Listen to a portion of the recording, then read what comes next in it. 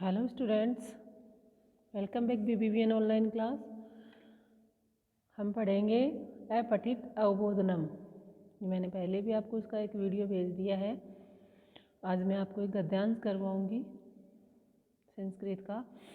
उसमें समझाऊंगी कि किस प्रकार से आपको गद्यांश के अर्थात अपठित अवबोधनम के आंसर्स देने हैं, उत्तर देने हैं। उसको 2-3 बार पढ़ना है। जब तक उनके हिंदी अर्थ आपको नहीं आएंगे तब तक आप उनके उत्तर नहीं दे सकेंगे। ठीक है, तो वो करते हैं हम।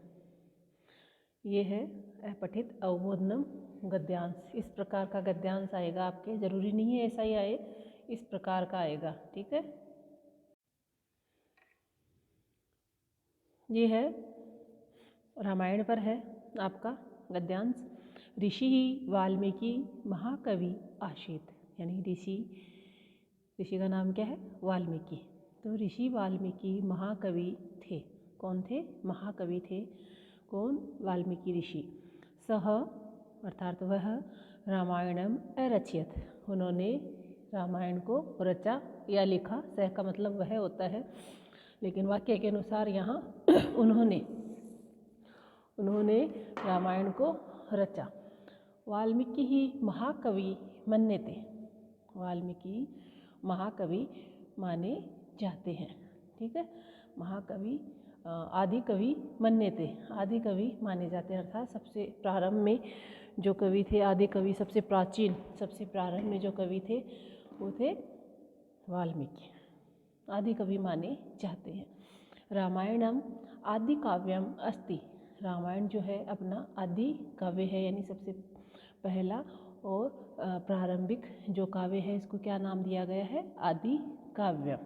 ठीक है, आदि काव्यम। रामायणे श्री रामस्य कथा अस्ति, रामायण में किसकी कथा आती है? श्री राम की कथा आती है। तो रामायण में श्री रामस्य कथा आसीत, श्री राम की कथा है। रामस्य कथा अस्ति, श्री राम की कथा है। श्री राम है स्वजनकस्य दशरथस्य आज्ञा अपालयत, श्री राम जो है स्वजनकस्य यानी स्व यानी अपने, जनकस्य पिताजी की क्या नाम है? दशरथस्य आज्ञा अपालयत, उन्होंने अपने पिताजी की आज्ञा को पाला। सह सीता लक्ष्मणाभ्याम सह वने वो सीता लक्ष्मणाभ्याम, सीता और लक्ष्मण सह के दोनों के साथ, वने अवसत दोनों के साथ में वन में रहे या बसे थे। वह जो है कौन? वह किसके लिए है? राम जी के लिए। तो वह जो है सीता और लक्ष्मण के साथ में वन में रहे थे। सह रावणम अमारयत, उन्होंने रावण को मारा था या रावण का वध किया था। राम राज्य सर्वे धर्मस्य मार्गेण चलन्ति स्म, है राम राज्य अर्थात राम राज्य में सर्व सभी धर्म के मार्ग पर, सर्वे धर्मस्य धर्म के मार्गेण मार्ग पे, रास्ते पे, चलन्ति चलते स्म थे, है ना। चलन्ति तो अभी वर्तमान काल का, लेकिन इसकी स्म लग गया तो पास्ट में चला गया इसकी क्रिया, तो चलते थे। श्री राम है आदर्श पुत्र, आदर्श राजा जय आसित, जय का क्या अर्थ होता है? और। आपके इंग्लिश में एंड होता है ना, तो उसका संस्कृत में क्या होता है? च।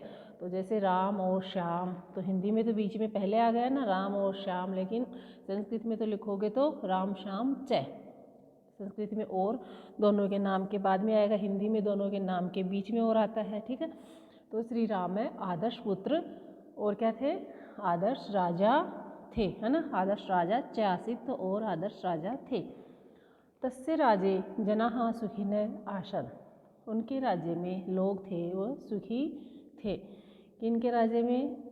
श्री राम जी के राज्य में। ठीक है, अब इनके देखो किस प्रकार क्वेश्चंस आते हैं। एक पदेन उत्तरत, यानी एक पद में उत्तर देना आपको।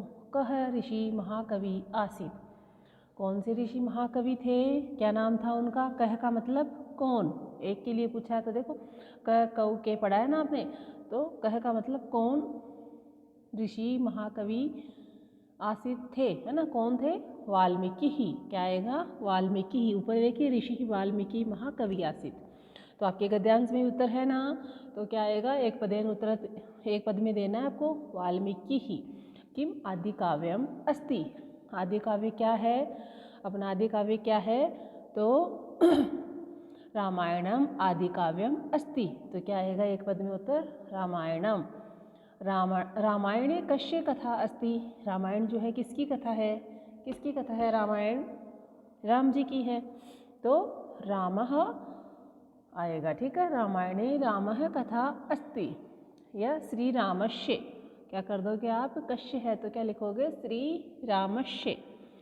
रामः सीता लक्ष्मणाभ्याम सह कुत्र अवसत्। कुत्र का मतलब कहाँ, अव्यय शब्द है, कुत्र कहाँ, सह साथ, तो राम सीता लक्ष्मण के साथ, सह साथ, कुत्र कहाँ, अवसत रहे थे, तो कहाँ रहे थे, वन में। तो वन में का क्या आएगा, वने, क्या उत्तर आएगा, वने।